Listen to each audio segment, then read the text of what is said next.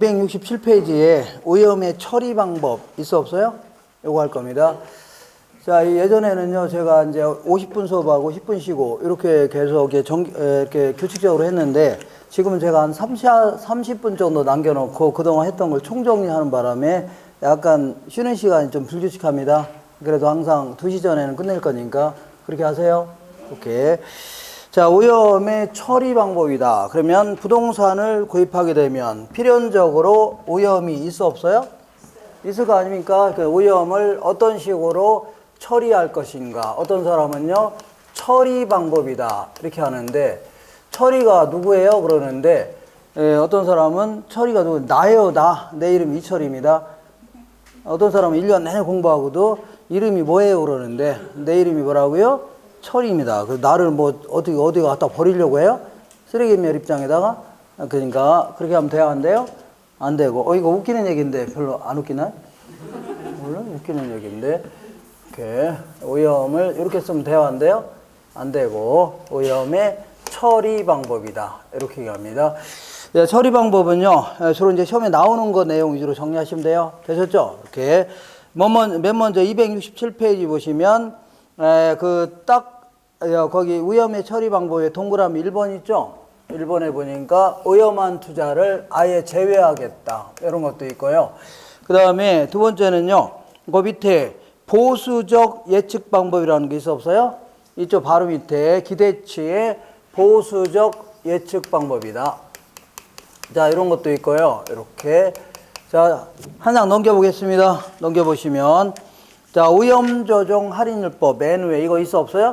있죠. 그래서 오염 조정 할인율법이다. 할인율법이다. 요것도 있고, 그 다음에 그 밑으로 가면 거기 오염의 관리 방법이라고 해서 또 똑같은 얘기입니다. 거기 동그라미 3번에 오염의 전가라는 게 있어 없어요? 전가라는 게 있죠. 요것도 있고, 그 다음에 오른쪽 거기 볼게요. 268페이지 맨 아래 보니까 박스 하나 있어 없어요? 이쪽 거기에 민감도 분석이라는 게 있네요. 민감도 분석이다. 요것도 있고, 그리고 요거는 여기에는 없는데 그 어디에 있냐면 포트폴리오 이론에 있을 겁니다. 근데 지금 뭐 펼쳐볼 필요 없습니다. 평균 분산 결정법이라는 게 있습니다. 평균 분산 결정법이다. 자, 이런 게 있고요. 그리고 마지막으로 한다면 포트폴리오 투자 기법이라는 것도 이것도 오염을 처리하는 방법 중에 하나입니다. 포트폴리오 투자 기법이다. 이렇게. 자, 이렇게 해서 이 정도에서 이제 물어보는데 여기서 가장 중요한 거는 얘랑 얘입니다. 영화로 친다면 남녀 주인공입니다. 남녀 주인공. 그래서 오염 조정 할인율법은요. 이렇게 해볼게요. 이게 바로 할인 현금 수지 분석법입니다. 할인 현금 수지 분석법 요걸 얘기하는데 요거 어디서 들어봤어? 안 들어봤어요? 아까 처음에 할 때 이게 투자론의 심장이라고 있잖아요. 에버랜드 있죠? 이제 요걸 얘기합니다. 그래서 한번 읽어볼게요. 자, 먼저 어디냐면 이 왔다 갔다 할게요. 268페이지 맨 위에 볼게요. 맨 위에 박스 있으면 바로 아래 기억번 보겠습니다. 기억번에 장래 기대되는 소득을 현재 가치로 환원할 때 오염한 투자일수록 요구 수익률을 상향 조정하여 높은 할인율을 적용하겠다는 얘기죠. 이렇게 하는 거를요. 오염 조정 할인율법이라는 겁니다. 다음 주에 하겠지만 어떤 부동산을 1년 만에 처분한다고 치자. 이렇게 그러면 5억 투자하게 되면 1년 후에 10억 들어오는 투자안이 있다고 치자. 그러면 나간 돈과 들어온 돈을 단순히 비교한다. 큰 의미가 없다는 얘기입니다. 앞으로 들어올 돈을요. 요구 수익률로 할인하는 겁니다. 뭘로 할인한다고요? 요구 수익률을 할인하게 되면 이 부동산이 이 정도의 가치는 있다고 판단되는 투자 가치가 나오는데 이게 예를 들어 7억이라고 치자. 그러면 여기서 요구 뺀 걸 수년가 해줍니다. 무슨 년가라고요? 수년가가 이제 셋 중에서 가장 큰 거 선택하겠다는 얘기입니다. 근데 만약에 이 지역에 오염이 커졌다. 오염이 커지면 사람들은 오염이 커지면 요구한 수를 높이려고 낮추려고요? 높이려고 합니다. 그러면 할인율이 커지는 겁니다. 요구 수익이 높아지니까 할인율이 커져요. 자, 이따가 좀 빼는 금액이 커지는 바람에 이 투자 가치가 낮게 평가됩니다. 예를 들어 6억 정도 평가돼요. 예를 들어서 그러면 여기서 요거 뺀 게 수년가라고 하는 거 아닙니까? 수년가도 낮게 평가하겠답니다. 사람들은 오염 회피형을 가정합니다. 상대적으로 오염을 싫어한다는 얘기죠. 이런 식으로 반영하는 겁니다. 요거는 이제 다음 주에 할 겁니다. 하기로 하고. 그 다음에 이제 포트폴리오 투자는 잠시 후에 할 겁니다. 잠시 후에. 자, 어떤 사람이 30억 갖고 있는데 부동산 덩치 큰 거 하나만 구입할 수도 있고 10억짜리 3개 쪼개서 구입할 수도 있어 없어요? 이쪽 이걸 분산 투자한다 줍니다. 그러면요, 이렇게 분산 투자하게 되면 잠시 후 하겠지만 분산 투자했을 때의 기대 수익률 요거는 줄어드는 게 아닙니다. 요거는 줄어드는 게 아니라 이게 줄어들지 않는다 시장. 다만 오염이 줄어드는 효과가 나타납니다. 뭘 줄이시다고요? 오염이 줄어드는 효과가 나타납니다. 자, 요걸 기초로 해서 만족감이 극대화되는 투자 집합을 찾아내겠다 그런 얘기입니다. 이렇게 하는 걸요 포트폴리오 투자다집니다. 여기 이제 남녀 주인공입니다. 예, 가장 중요한 겁니다. 요거는 잠시 후에 할 것이고, 요거는 이제 요게 끝나면 계속 요거 가지고 공부하는 겁니다. 사실상 요거 가지고. 자, 그리고 나머지는요 엑스트라급입니다. 엑스트라. 그래서 바로 전 페이지 다시 볼게요. 자, 자세히 안 물어보니까 267페이지 딱 중간에 보니까 오염의 처리 방법 중에 오염한 투자를 제외하겠다는 얘기죠. 오염을 회피하겠다. 그러니까 오염한 투자 대상을 아예 투자하지 않겠다는 얘기입니다. 예컨대 돈만 생기면 그 기업번에 오염한 투자는 투자 대상에서 아예 제외하고 니은번에 맨 끝에 보니까 첫 번째 줄 국공채라든가 정기예금에만 투자하겠다는 얘기죠. 그렇게 그러니까 돈만 생기면 자, 이 국공채라든가 정기예금에만 묻어 놓겠다는 얘기입니다. 이런 거는 진정한 의미의 투자를 할 수 있어 없어요? 없습니다. 자, 은행에다 투자가 뭐라고 했어요? 현재 확실한 소비를 희생해 가면서 미래 불확실한 수익을 선택하는 거 아닙니까? 근데 은행에다 예치하게 되면 현재도 확실하고 미래도 확실한 거 아닙니까? 이게 무슨 투자입니까? 그냥 보관료 받고 묻어놓는 거지. 그죠? 그 다음에 이번에는 이 한 장 넘겨볼게요. 넘겨보시면 여기 순서에 따라 268페이지 아래에서 한 10번째 줄에 보면 오염의 전가라는 게 있어 없어요? 오염의 전가는요, 내가 부담해야 될 위험을 타인에게 떠넘기는 겁니다.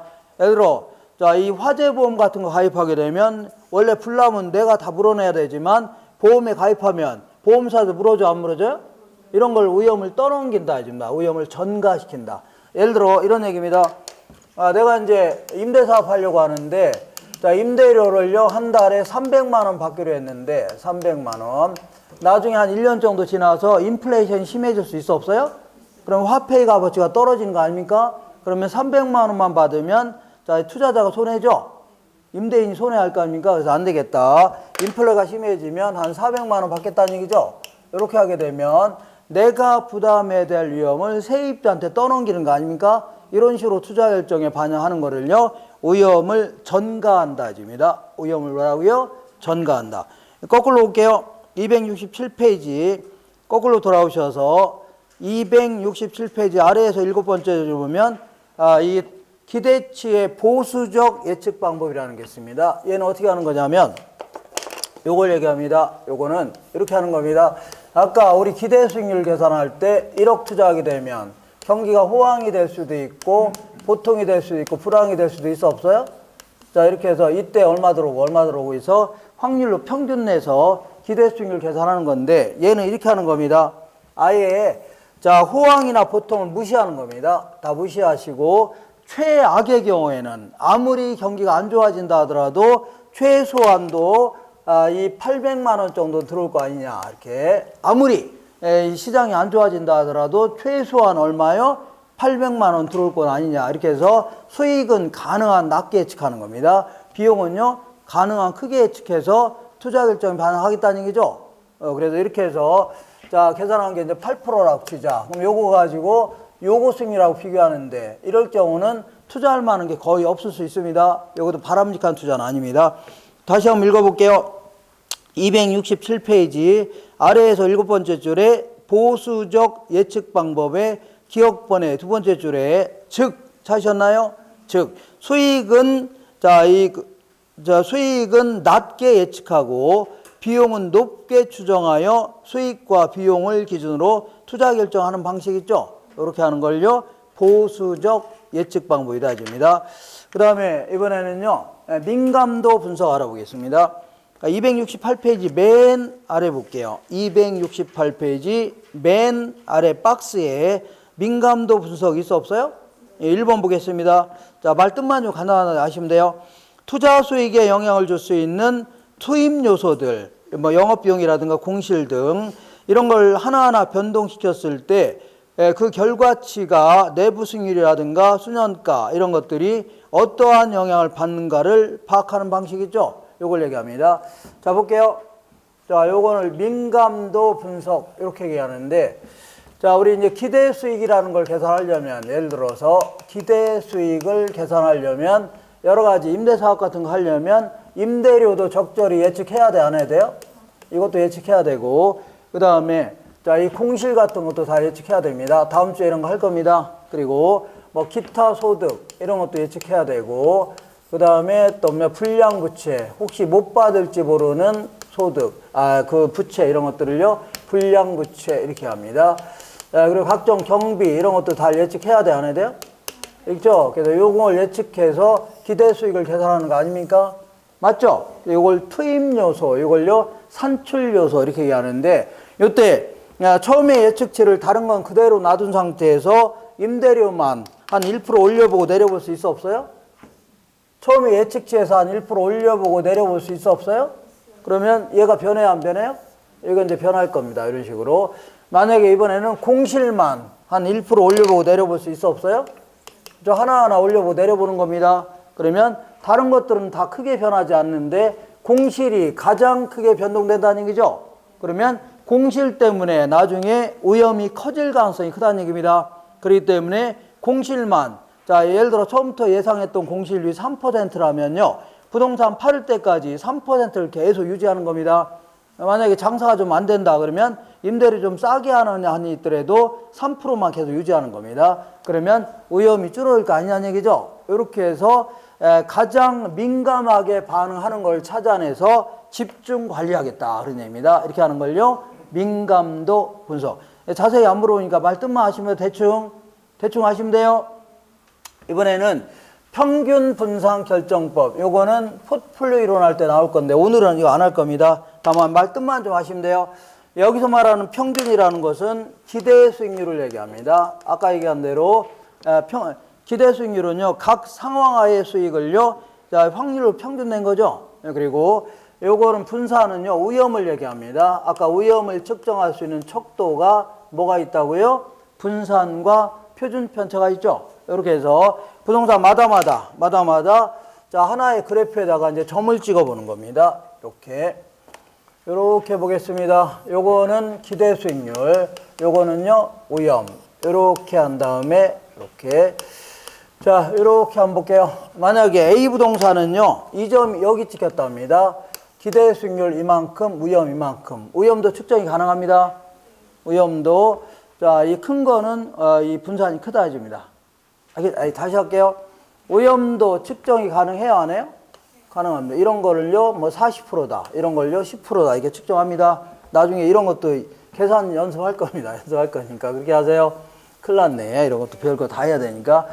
자, 그래서 어쨌거나 A 부동산은 기대치만큼 위험이만큼, B 부동산은요, 요 점이 찍혔답니다. 기대치만큼 위험이만큼. C 부동산은요, 여기 찍혔대요. 기대치만큼 위험이만큼. D는 여기 찍혔대요. 그러면 이게 다 하나하나 다 찍어봐요, 안 찍어봐요? 찍어본 다음에 모든 사람들은요, 위험 회피형 투자자를 가정합니다. 위험 회피형이 아까 얘기한 대로 기대치가 동일하다면, 가능하면 위험이 작은 걸 선택한다는 얘기죠. 거꾸로 한다면 위험이 동일하다면요, 기대치가 높은 걸 선택하겠다입니다. 이거 되겠죠? 이걸요, 위험 회피형 투자자입니다. 가장 바람직한 투자자입니다. 합리적인 투자자예요. 그러면 C하고 D를 보면 둘 다 기대 수익률이 같아요, 달라요?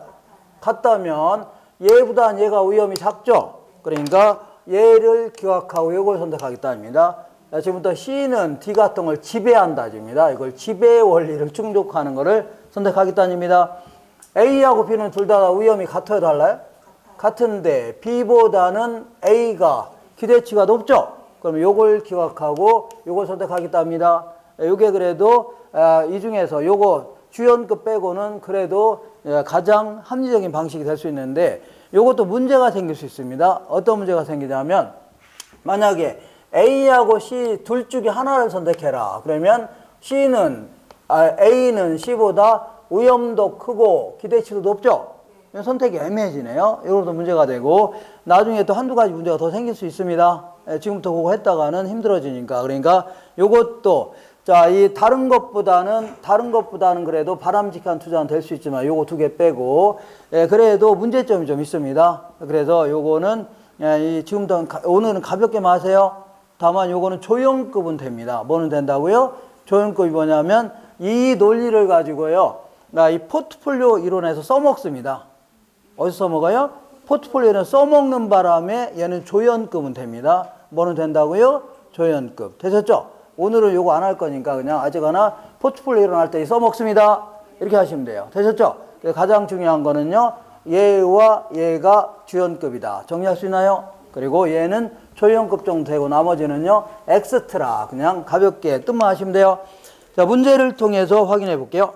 어디냐면 자, 거기 268페이지 딱 중간에 268페이지 딱 중간에 기출문제 있어 없어요? 1번 보겠습니다.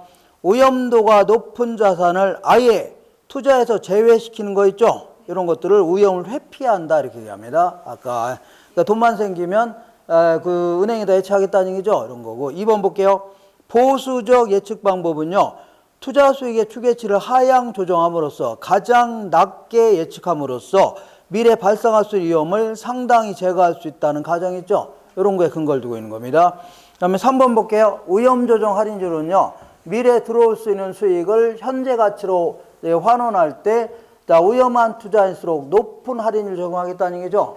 요구 수익을 높여서 할인율을 높이겠다는 얘기입니다. 읽어볼게요.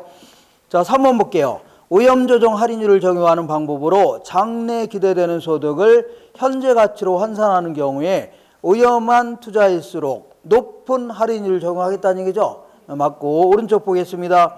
269페이지 딱 중간 정도의 기출문제 보겠습니다. 투자에서 발생하는 위험의 일부를 보험회사에 가입하게 되면 보험사가 물어줘 안 물어줘요? 물어주죠. 이걸 위험을 전가한다 해줍니다. 보험회사 등에 전가하기 위하여 보험에 가입할 수 있는 거죠. 그리고 아까 얘기한 대로 물가 상승률만큼 임대를 올리는 겁니다. 그러면 원래 집주인이 부담해야 될 위험을 세입자한테 떠넘기도 되는 거 아닙니까? 이런 것도 다 위험의 전가입니다. 2번 볼게요. 물가 상승률만큼 임대료가 인상되도록 임대계약을 체결하는 것도 일종의 위험의 전가에 속하는 겁니다. 위험이 뭐라고요? 전가. 그 다음에 민감도 분석은요. 투입 요소를 하나하나씩 변동시켰을 때 산출 요소인 기대 수익이라든가 이런 것들이 가장 민감하게 반응하는 걸 찾아내서 집중 관리하겠다는 얘기입니다. 3번 볼게요. 민감도 분석은요. 타당성 분석에 활용되는 투입 요소의 변화가 임대료라든가 공실 같은 게 변화가 그 결과치인 기대 수익이라든가 이런 거에 어떠한 영향을 주는가를 분석하겠다는 얘기죠. 그리고 4번, 5번 다 비슷한 얘기입니다. 이렇게 해서 자주 물어보니까 이거 잘 정리하시면 돼요. 되셨죠? 이렇게. 자, 이렇게 해서 수익률이 뭐고 위험이 뭐냐 이런 걸 중심으로 쭉 알아봤습니다. 좀 약간 이건 어렵네요. 이거는. 자, 지금 이제 부동산학개론 통틀어서 이제 가장 어려운 얘기를 하는 겁니다. 이제 다른 것들은 그래도 상대적으로 평이합니다. 이게 끝나면 나중에 이제 감정평가할 때나 좀 어려운 얘기 나오지. 지금은 이제 좀 어려운 얘기 하는 겁니다. 자, 이렇게 해서 두 번째 테마를 끝냈고, 위험을 어떤 식으로 처리할 것인가, 여기까지 정리했고, 이번에는 한 장 넘겨볼게요. 270페이지에 세 번째 테마입니다. 아까 순서에 따라 포트폴리오 이론 알아보겠습니다. 포트폴리오 이론이다. 이렇게. 자, 요거는요, 원래 이제 1952년도에 이 시카고 대학교에서 이제 박사학위 과정에 있던 마코 이츠라는 사람이 이 그 포트폴리오 셀렉션이라는 논문을 발표하면서 자, 그 당시에 이제 경제학을 공부하신 분들은 시카고 대학교 아주 유명한 이 경제학자가 있었는데 그 통화론자의 대부다. 그래서 이 사람 모르는 사람 없습니다. 경제학 공부한 사람들. 그 프리드먼이라는 사람이 지도교수였는데 그 논문을 막 찢어버리려고 했답니다. 너 지금 돈 벌려고 환장했냐? 이건 경제학도 아니다. 어떤 논문이었냐면 부동산 투자에서 여러 군데 투자하게 되면 위험이 줄어든다는 얘기죠. 그러면서 큰 이득을 얻을 수 있다. 이렇게 해서 그런 논문을 발표하니까 그 프리드먼이라는 그 경제학자가 이거는 경제학도 아니다. 너 돈 벌려면 그 학교 그만 다니고 이 가서 주식이나 투자해라. 막 이렇게 비아냥거렸는데 이 논문 자체가요. 부동산 그 증권 시장의 균형을 설명하는 획기적인 논문이라는 게 판명됐습니다. 그래서 이 90년도에 논문으로 노벨 경제학상을 탄 아주 우수한 논문입니다. 자, 그래서 이제 경영학을 공부하신 분들은요, 요거 가지고 한 학기 내내 공부합니다. 근데 우리는 뭐 그런 거 시험에 안 물어보고 기본적인 내용 있죠? 요 정도만 나옵니다. 알겠죠? 요 정도만. 그래서 요거는요, 주식시장에서 나온 용어들입니다. 주식시장에서. 예컨대, 자, 요게 뭐냐면, 갑이라는 사람이 10억을 갖고 있는데, 10억, 이렇게. 요거 이제 주식입니다. 주식. 이렇게 딱 주식에 투자하려고 하는데, A라는 주식은요, 우산 만드는 회사 주식입니다. 여기다 이제 100% 다 투자했다고 치자. 그러면 100% 투자하는 거를요, 뭐라 하냐면, 올인했다. 이렇게 합니다. 올인했다. 그리고 요거보다 더 전문 용어로 뭐라고요? 몰빵했다 해줍니다. 몰빵했다. 그래서 우리 드라마 같은 거 보면 화투 치다가 막 그냥 다 쓸어서 그쪽으로 가는 거 있죠? 몰빵했다 해줍니다. 몰빵. 그러면 어떤 효과가 있나 보겠습니다. 기대 수익률을 아까 계산할 수 있어 없어요? 호황일 때 얼마고 불황일 때 얼마고 이렇게 해서 확률로 평균 냈죠? 기대 수익률은 얼마냐면 16%라고 치자. 16%. 그리고 위험도 측정이 가능해요, 안 해요? 위험도 아까 이런 거는 위험이 40%다. 이런 거는요 5%다. 이렇게 측정할 수 있다고 했죠? 통계적 기법인 분산과 표준 편차로 측정이 가능합니다. 그 위험은 얼마냐면 10%라고 치자. 10%.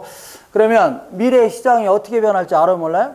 아무도 모르는 겁니다. 아무도. 만약에 비가 많이 오고 선선하다면 비가 많이 오고 선선할 수도 있고 가뭄이 심하고 무더울 수도 있어 없어요? 무덥다. 가뭄이 심하고 무더울 수도 있겠네요. 이렇게. 그러면 잡으세요.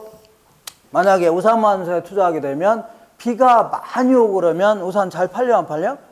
팔릴 거 아닙니까? 그러니까 사람들이 서울 막 투자하려고 하니까 주가도 올라가니까 시세 차익도 얻을 수 있고 회사는 기분 좋으니까 배당도 많이 할 수 있는 거 아닙니까? 높은 수익을 얻을 수가 있겠네요. 근데 만약에 가뭄이 심하고 무더우니까 가뭄이 심하니까 비가 와요 안 와요? 안 오니까 우산도 지질이 안 팔리니까 낮은 수익을 기대하네요.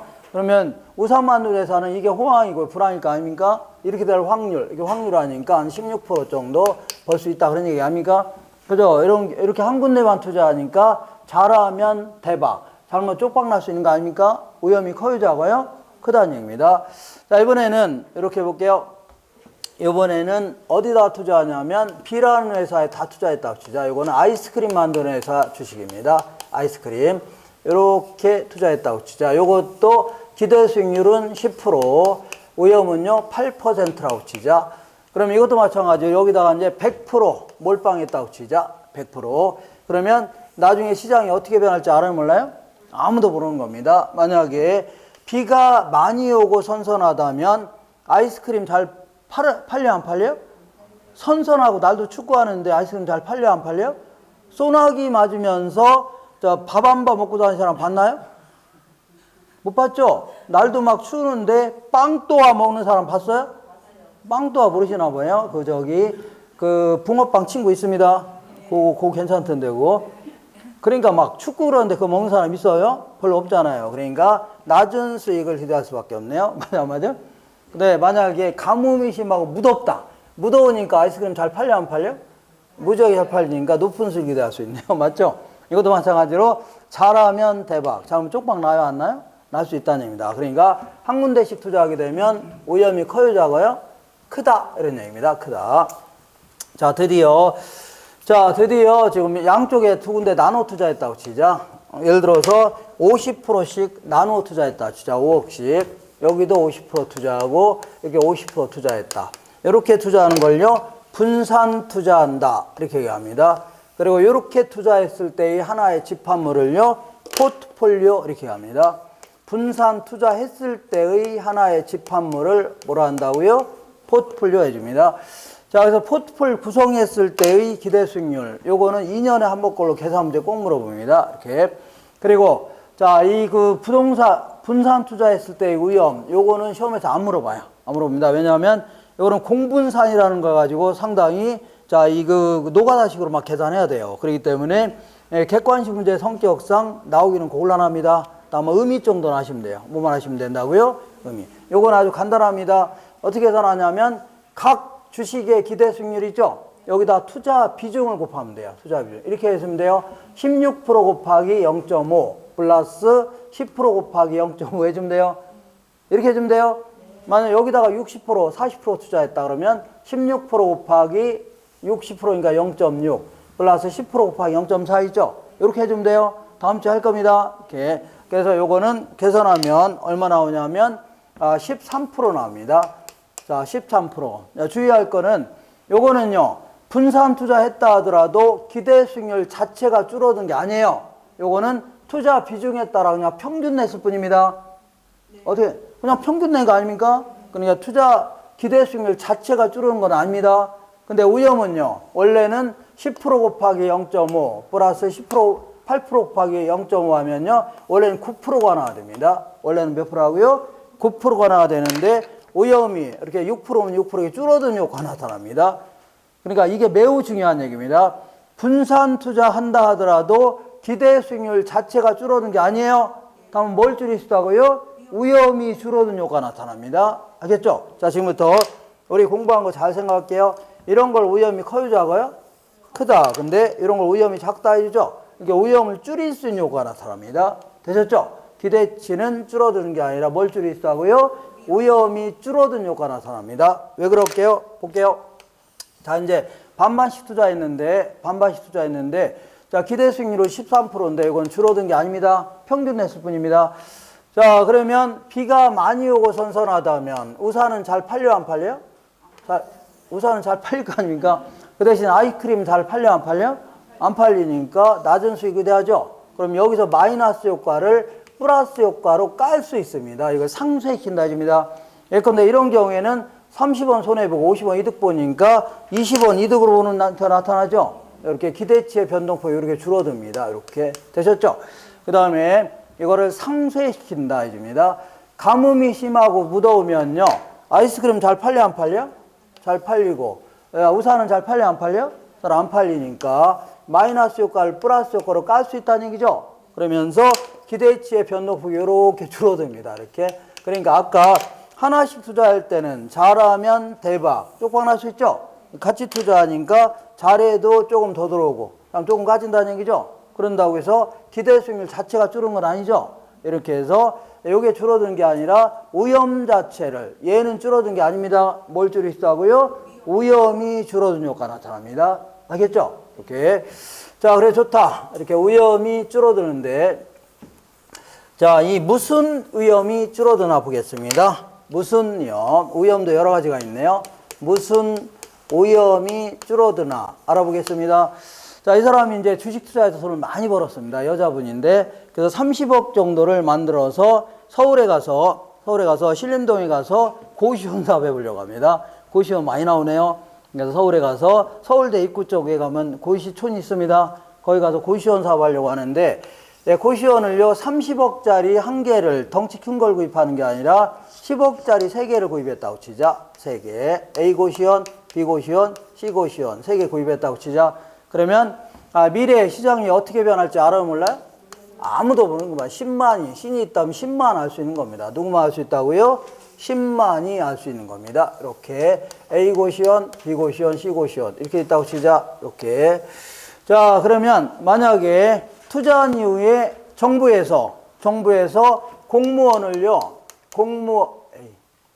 공무원을 대폭 축소하기로 발표했다고 치자. 이렇게 투자한 이후에 이런 상황이라면 그럼 공무원을 대폭 축소하기로 했다면 여기서 7급 공무원, 9급 공무원 공부한 사람이 전체로 빠져 안 빠져요? 빠질 겁니다. 왜냐면 대폭 축소하니까 열심히 공부해봐야 떨어질 가능성이 높죠. 아예 빠지는 게 낫겠네요. 그래서 셋 다 낮은 수익을 기대할 수밖에 없네요. 셋 다. 맞죠? 전반적으로 쭉쭉 빠질 거 아닙니까? 자, 만약에 사법시험제도를 부활하기로 했다고 치자. 부활. 다시. 옛날에 사법시험제도가 있을 때는 전국에서 이제 개천에서 용락했다고 몰려 안 몰려? 몰려서 이때 신림동에 여기 고시촌시장이 무지하게 호황이었습니다.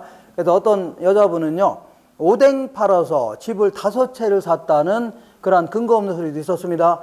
이 정도로 장사가 무지하게 잘 됐습니다. 사람 무지하게 많고. 근데 지금은 사법시험제도가 없어지는 바람에 텅텅 비어 있습니다. 텅텅. 왜냐면 텅텅 비어 있어요? 상당히 불황입니다. 왜냐하면 지금 이제 로스쿨 제도로 바뀌어서 대학원 다녀야 돼. 대학원 있죠? 대학원 다녀야 되기 때문에 텅텅 빌 수밖에 없는 거죠. 그죠? 그래서 만약에 지금은 텅텅 비어 있는데, 만약에 사법시험제도를 부활한다면 전국에서 몰려 안 몰려? 몰릴 수 있는 거죠. 그럼 또다시 옛날에 그 번영했던 그 고시촌으로 바뀌어 안 바뀌어요? 바뀔 수 있는 거 아닙니까? 그래서 지금 여론조사 했더니 한 80% 정도는요, 사법시험제도를 부활하기를 원합니다. 왜냐하면 로스쿨 제도가 문제가 많아요. 상당히 문제가 많습니다. 요거는요, 더 공부를 많이 잘한다 하더라도 3년 동안 공부하려면요, 학비가 무지하게 많이 듭니다. 그래서 돈 없는 사람들은요, 공부를 잘한다 하더라도 공부를 못해요. 결국은요, 돈 있는 자제들만 법조인이 되는 세상이 될 수 있습니다. 그러다 보니까 이게 돈 많은 자제분 아들들이 서민들의 고통 이런 거 알아 몰라요? 모릅니다. 그러면서 걔네들이 적정한 어떠한 법조인 생활을 할 수가 없는 겁니다. 실질적으로.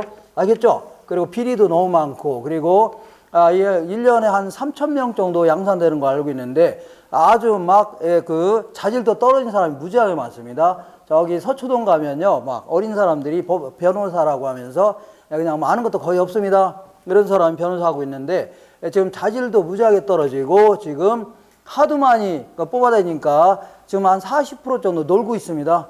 놀고 있어. 일자리도 없어요. 알겠나요? 이것도 상당히 문제가 됩니다. 되셨죠? 이렇게. 자, 그래서 자질도 문제가 되고, 이것도 문제가 되니까, 지금 이제 그래도 돈 없는 사람들도 어떻게 열심히 공부하면 법조인도 될 수 있는 거 아닙니까? 이런 걸 더 선호합니다. 그래서 여론조사 했더니 80% 정도가 오히려 더 사법시험제를 부활하기를 원합니다.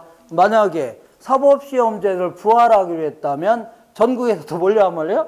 몰릴 거 아닙니까? 셋 다 높은 수익을 기대할 수밖에 없네요. 맞아 안 맞아요? 그러면 자 볼게요.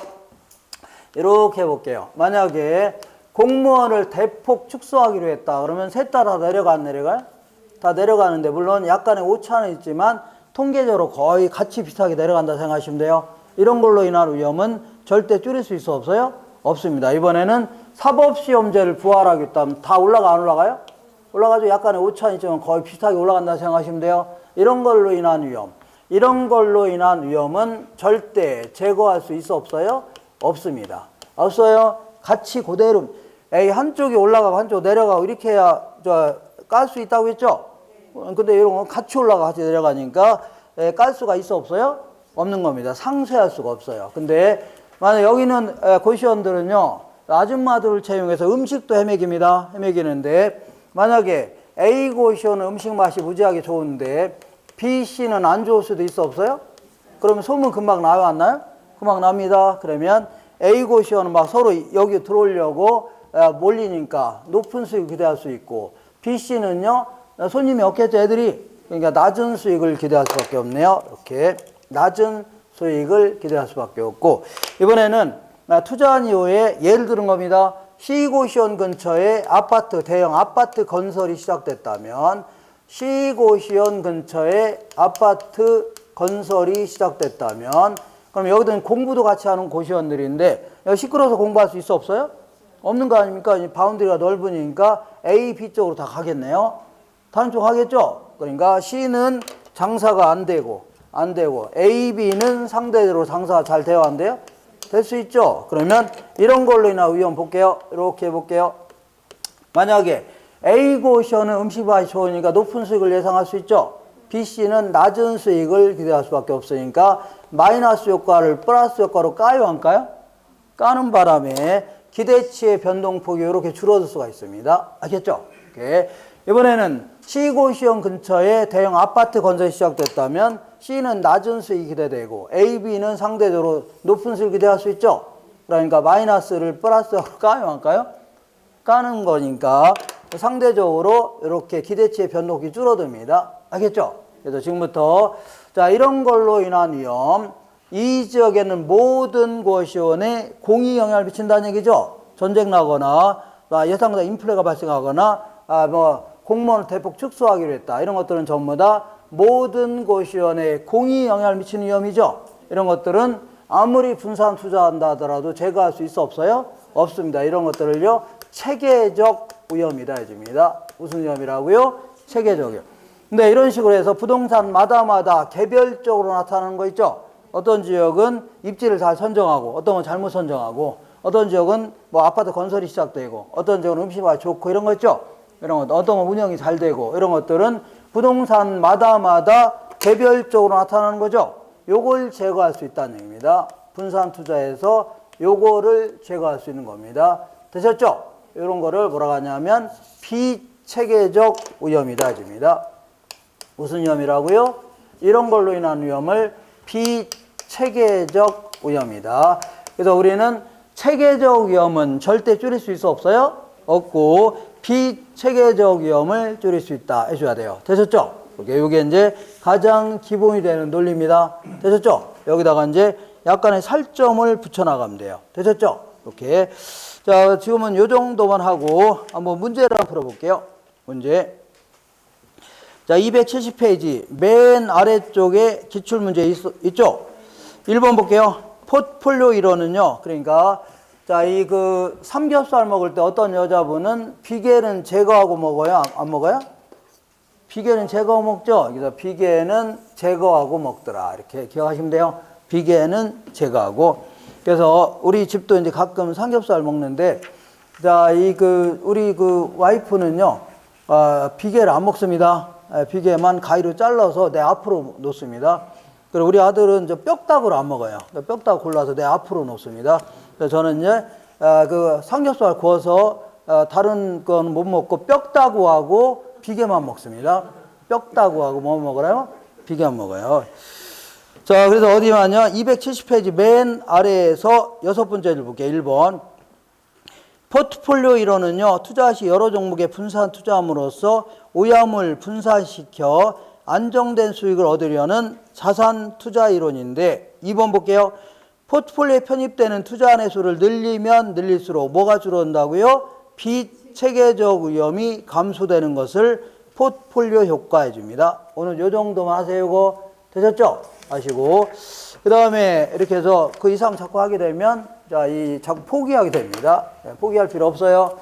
자, 이렇게 해서 오늘은 포트폴리오 이론은 요 정도만 기본적인 상식만 갖추고 자세한 거는 다음에 해도 상관없습니다. 되셨죠? 오케이.